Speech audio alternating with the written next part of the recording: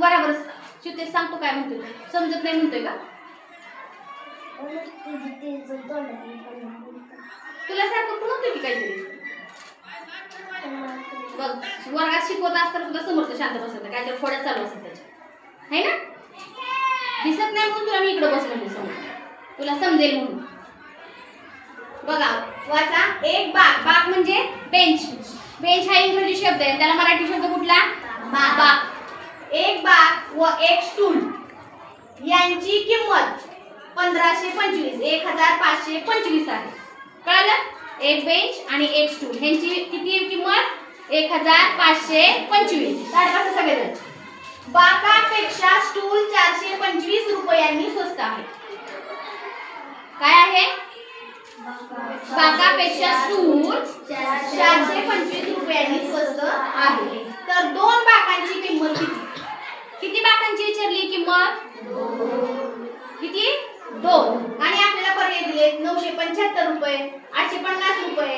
425 रुपये आणि 1950 रुपये दोन बाकांची किंमत विचारली आपल्याला मग ह्याच्यामध्ये एक ट्रिक आहे ते करत बसायचं का कच्चं काम वगैरे एका बाकाची किंमत काढा मग त्याला गुणिले करा त्याला पुढचा भागाकार करा ह्याच्यामध्ये वेळ जातो काय जातो वेळ जातो जेव्हा तुम्हाला अशा प्रकारचं गणित दिलं जातं तेव्हा काय करायचं बाळांना माहितीये का हे जे दिले नाही तर 425 आणि 1575 त्यांची सरळ बेरीज करायची 1525 1525 आणि 4 ज्या संख्या दिल्या त्याच्यात त्या गणितात ज्या संख्या दिल्या त्यांची काय करायची बेरीज करायची बघा 5 आणि 5 0 हाताला 1 5 आणि 5 10 10 0 हाताला 1 2 आणि 1 3 3 आणि 2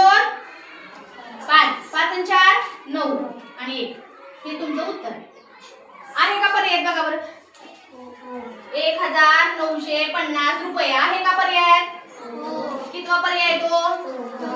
चौथा पर्याय किती सोपं होतं हे ट्रिक आहे गणिताची काय आहे ट्रिक आपण म्हणतो ना ट्रिकी आयडिया प्रत्येक ठिकाणी काय फापट पसारा सोडून बसायचं नाही काही गणित अशी असतात की त्यामध्ये तुम्हाला ट्रिक वापरावी लागते आता तसंच पुढचं एक गणित आहे बघा तिथं दिलेलं अशा प्रकारचे प्रश्न तुम्हाला बुद्धिमत्तेत पण असतात बघा काय काय वेळेला स्टारच्या जागच्या संख्या शोधा है की नाही आता इथे उदाहरण काय बघा आधी 4 ताड बसा समजते का गणित बघा आधी 4 8 9 2 यातील प्रत्येक अंक एकदाच वापरून हा दिलेले जे 4 अंक आहेत त्याच्यातला एक अंक किती वेळा घ्यायचा फक्त एकदा आणि एकदाच वापरून तयार होणाऱ्या 4 अंकी जास्तीत जास्त संख्या किती असं विचारले त्यांनी मग ह्याच्यामध्ये आपल्याला ट्रिक आहे कोणती ट्रिक आहे ती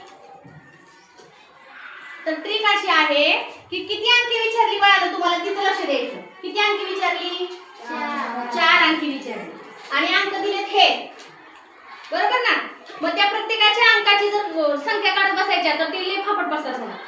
4 पासनच्या किती 8 पासनच्या किती 9 पासनच्या किती 2 पासनच्या किती है की नाही लहान मोठ्या सगळ्या संख्या शोधत बसावं लागेल त्याला वेळ जास्त जाईल का कमी जाईल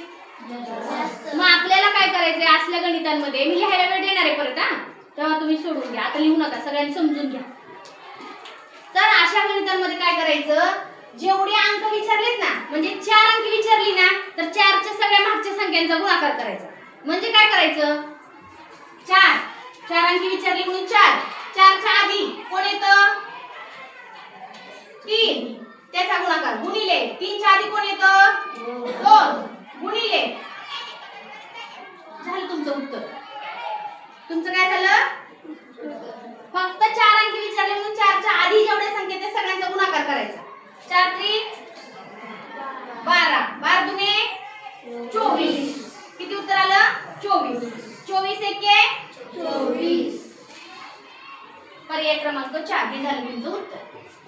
जास्त विचार करत बसायचा नाही तर अशा पद्धतीची जर उदाहरण तुम्हाला आली तर तुम्ही या पद्धतीने सोडवलं आणि जर उत्तर काढलं तर तुमचं 100% उत्तर बरोबर असणार आले लक्षात अशा संख्या ह्याच्या जागी जर दुसऱ्या संख्या दिल्या समजा 1 दिलं 5 दिलं 6 दिलं आणि 7 दिलं आणि तुम्हाला म्हटलं की जास्तीत जास्त 4 अंकी संख्या कोणत्या किती तयार होतील तर काय करणार किती अंकी विचारली 4 4 च्या अलीकडच्या सगळ्या संख्या लिहायच्या 4 गुणिले 3 गुणिले 2 गुणिले 1 4 3 12 12 दुने 24 24 एक 24